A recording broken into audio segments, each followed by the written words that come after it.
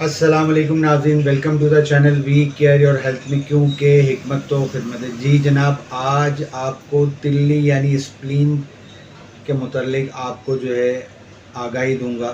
Spleen جو ہے عموماً طور پر آپ کے لیفٹ سائڈ پر پسلی کے نیچے ہوتی ہے، اور اس کی دو تین وجوہات ہوتی ہیں۔ یا تو یہ انلارج ہو جاتی ہے، کس وجہ سے ہوتی ہے؟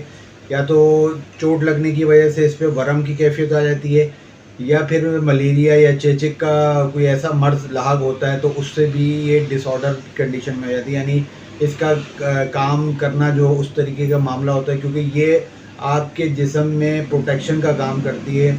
جتنے بھی آپ کو انفیکشنز ہوتے ہیں، انفیکشن کو روکنے کے عمل کو جو ہے یہ کرتی۔ بیسیکلی اس کا کام آپ کے جسم میں جو ہے پروٹیکشن کا ہے۔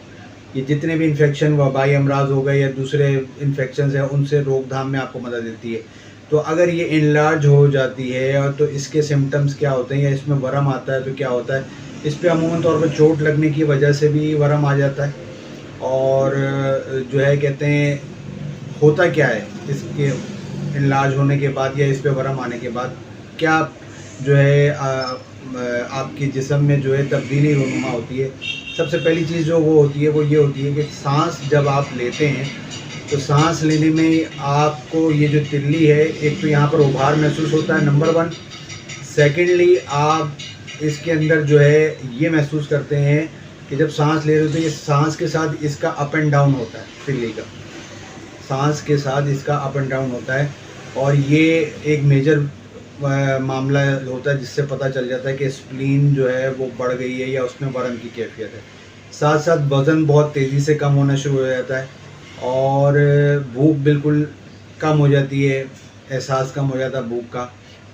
اور تیسری جو مین چیز ہے وہ یہ ہے کہ آپ کو بلیک کلر کی اسٹول پاس ہونا شروع ہو جاتا ہے، جو کہ سب سے میجر پارٹ ہوتا ہے کہ آپ کے جسم میں جو ہے تلی کے اندر خرابی پیدا ہو چکی ہے۔